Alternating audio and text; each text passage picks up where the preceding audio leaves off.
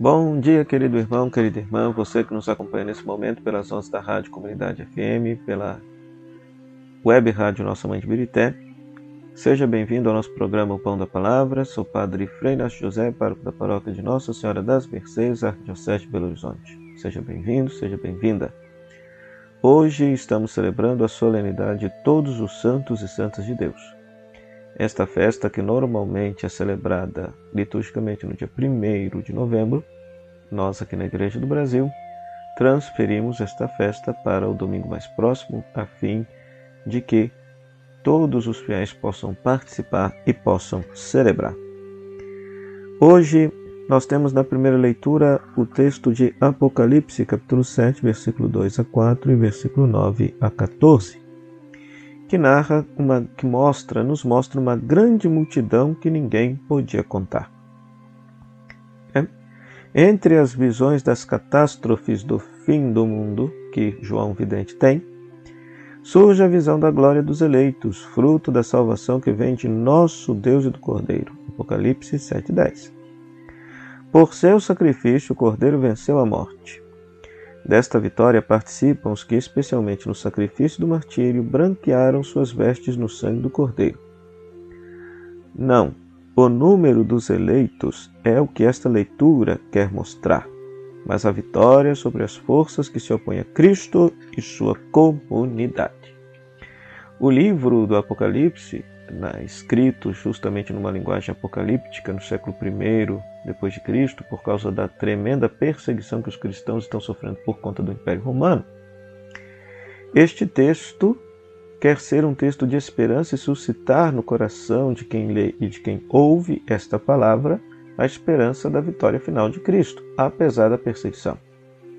Então, estes 144.000 que alvejaram suas vestes no sangue do Cordeiro simbolizam uma multidão de pessoas que deram testemunho de Cristo. Vale ressaltar que naquela época existiam inúmeros mártires. Muitas pessoas estavam morrendo pelo fato de serem cristãs. 144.000 é um número simbólico, não é um número literal. Essa palavra, portanto, nos dá uma esperança de que, apesar de vermos as tribulações, as perseguições existentes no mundo, uma multidão incontável de pessoas vive e pratica a vontade de Deus, ou seja, vive a santidade. De uma forma consciente ou de uma forma inconsciente, mas pertencem a Deus. Porque essa é a raiz da palavra santidade. A palavra kadosh em hebraico significa consagrado, separado, santo, né? Então, quando nós afirmamos que as pessoas são santas, nós estamos afirmando que elas são consagradas, elas são propriedade de Deus, vivem segundo a vontade de Deus. Apesar de estarem presentes no mundo, não vivem conforme o mundo, mas vivem conforme a vontade de Deus. Ora, em paralelo a esta primeira leitura, Apocalipse 7, versículo 2 a 4, 9 a 14, nós temos o Evangelho de Mateus, capítulo 5, versículo 1 a 12. Por que está em paralelo? Porque o Evangelho fala daqueles que são perseguidos por causa de Jesus, que são os mártires, que são aqueles que são martirizados. Então, este Evangelho de Mateus 5, 1 a 12, narra as bem-aventuranças, né? A santidade, o estar bem com Deus, é dom e missão. Deus nos a dá, mas nós a devemos realizar em nossa vida e irradiar em nosso redor. Como dom, a santidade só pode ser recebida pelos que não estão cheios de si mesmo, os pobres, até no seu íntimo, os pobres de espírito, os humildes, os sofridos. Como tarefa, a santidade exige empenho, fazer acontecer a justiça de Deus, promover a sua paz. Então, bem-aventurados os que têm fome e sede de justiça, bem-aventurados os que promovem a paz. Em todos os casos, a santidade exige desprendimento, conversão e abandono da autossuficiência e opção por aquele que mais espera da santidade de Deus, o pobre, o oprimido, o excluído. Então, neste texto de Mateus 5 a 12, nós temos a cartilha de santidade ensinada por Jesus. Como ser santo no dia de hoje? Como ser santo? Como ser de Deus? Então, é promover a justiça, a mansidão, a ter fome e sede de justiça, ser perseguido por causa de Jesus, ter um coração de pobre, um coração despreendido de todos os bens, tendo a Deus como nossa única e verdadeira riqueza. Todos os santos e santas da igreja viveram este projeto de vida, esse programa de vida que é o Sermão da Montanha. E de um modo muito especial, o início do Sermão da Montanha, que são as bem-aventuranças. Por isso o final do texto vai terminar: bem-aventurados sois vós quando vos perseguirem, injuriarem, disserem todo tipo de mal contra mim, alegrai-vos e exultai, porque será grande vossa recompensa no céu.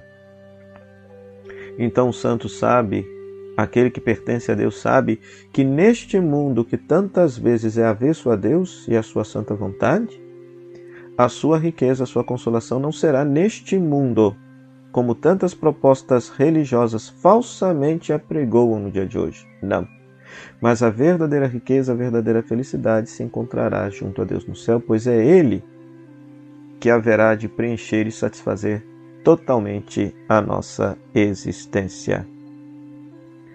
Por isso, a segunda leitura nos coloca a primeira carta de João, no capítulo 3, versículo 1 a 3, a qual nos afirma: já somos filhos de Deus, mas ainda não é manifesto o que seremos. Quem não se sabe amado por Deus, e este saber só é possível na reciprocidade, não entende o que significa ser filho de Deus.